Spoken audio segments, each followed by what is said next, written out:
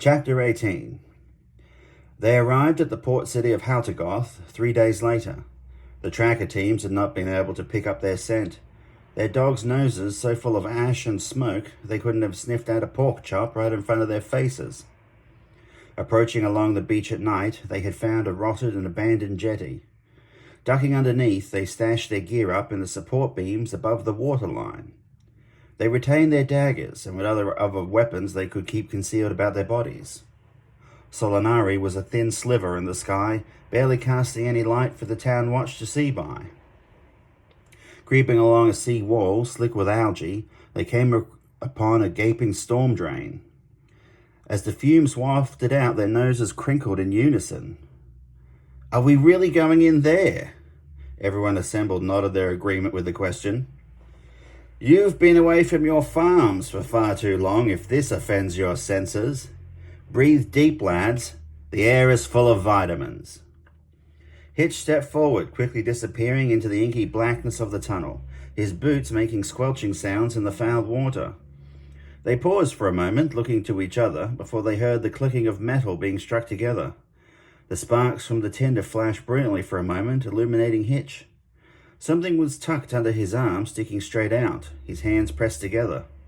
After much muttering and cursing to himself, the improvised torch burst into life. He had taken a small plank from under the abandoned pier where they had stashed their gear, wrapping a torn piece of sailing cloth around it. Lifting the low green flame above his head, he waved to the others to join him. Cielo and Turf stepped forward first. Coming to a T-intersection that branched left or right, Hitch paused, lifted the torch above his head, and tried to peer down each branch of the path. "All roads lead into the city, I suppose," he muttered to himself, before taking the right fork and striding forward. Those at the back of the line were quickly cast into darkness as the torch disappeared down the tunnel and looked over their shoulders into the inky blackness, imagining the nightmare horrors that were coming up right behind them. Moving along the tunnel, they came to a section that appeared to have little recesses built into either side of the tunnel wall. Approaching slowly, Hitch found they were entrances to small square rooms. "Wait here for a moment, lads," he said before stepping over the threshold before they had a chance to protest, plunging them into almost total darkness.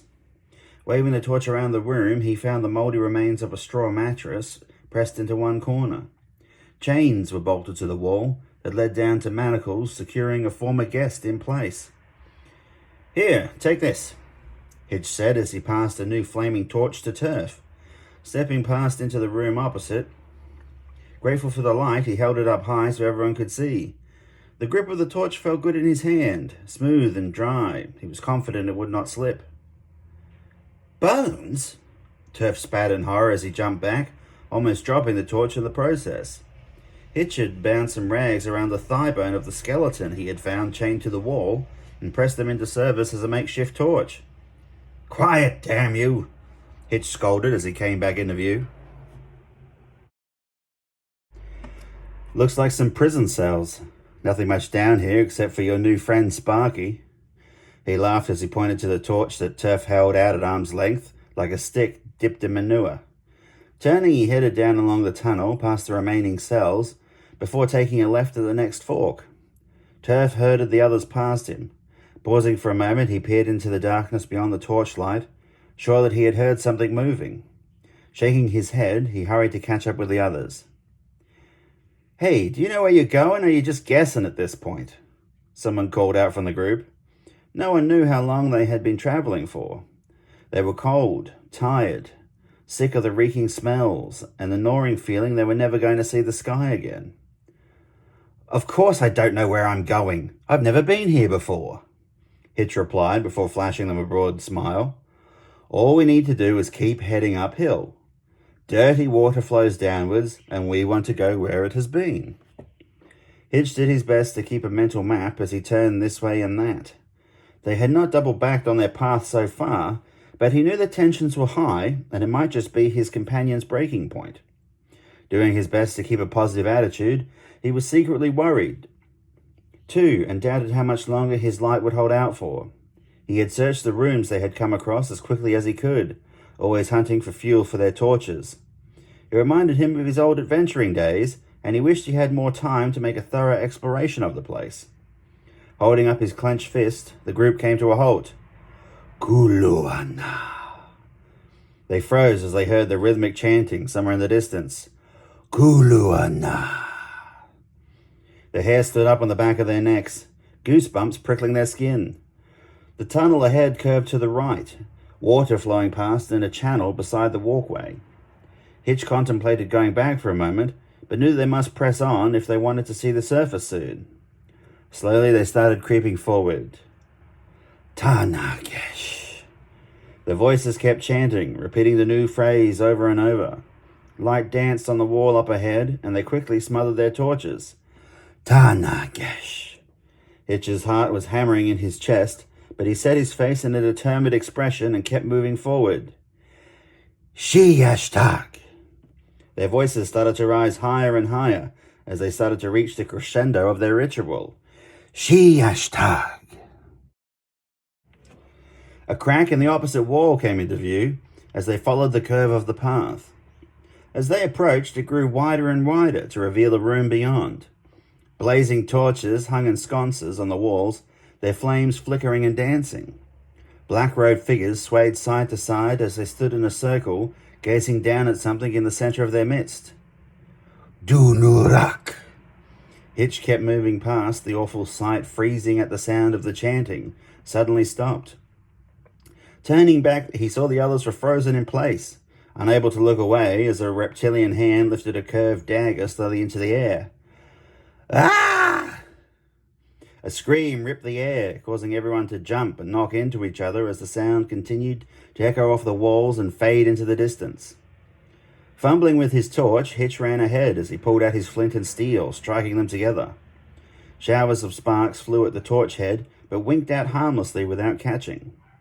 Sweat beaded on his forehead as he frantically worked. Black smoke rose up from the sacrificed victim's body, slowly billowing in a thick cloud, the edges deep blue and purple. Cielo shook with fear and reached for turf to hold her, unable to look away. Dumping the flint and steel on the ground, Hitch's hand went into one of his pockets to pull out a piece of filthy rag he had found in his searches. Winding it quickly around the torch, he plopped it onto the ground, pressing his heels together to hold the torch in place. The black smoke shifted, seeming to take on the outline of a figure whose back was to their audience. The assembled Draconians falling to their knees out of sight. Redoubling his efforts, Hitch chucked the flint and steel together harder and faster, heedless of the noise, until the spark finally took hold. Not even daring to move, he remained frozen in place, seconds seeming to drag out to minutes as the flame took hold. Fumbling, he got to his feet, almost dropping his tinder gear in the process, before he started to wave the torch back and forth. The smoke coalesced into the solid form of a woman, their long black hair flowing down their back. The group caught the sight of the waving torch in their vision, turning to see Hitch frantically signaling to them to keep moving. Lifting their feet to take their first steps, they saw the woman in black whip around to face them. Her pale oval face, in sharp contrast to the darkness of her clothing that seemed like she had been dipped in pitch. Her slanted eyes bulged, her mouth opening to reveal sharp fangs as her hair shifted around her like she was underwater. "Seize them!" the figure cried as the Draconians leapt to their feet to stare in disbelief at the intruders. "Run, damn you!" Hitch roared, his voice snapping them out of their trance. Turning, he took off running up the tunnel, the others quickly gaining on him. The Draconians burst from the room, unsure of which direction to take. The lady in black remained trapped in the circle of salt that had been poured around the altar. They shrieked their frustration, throwing themselves against an invisible barrier, like a goldfish trapped in a glass bowl. The creature of the abyss had modelled its appearance on this plane of existence as a homage to its dark queen. Calling forth such a demon was fraught with danger, and now the magic-using Draconian found itself backing against a wall, frantically fumbling for spell components to try and ward it off in the event it was able to break the enchantments which contained it. "Keep going! Don't stop!" Hitch called breathlessly as he sprinted ahead, long into the darkness, holding his torch as high as he could. Coming to a side tunnel that branched off to the left, he took it without hesitation, as it led them further away from the chamber.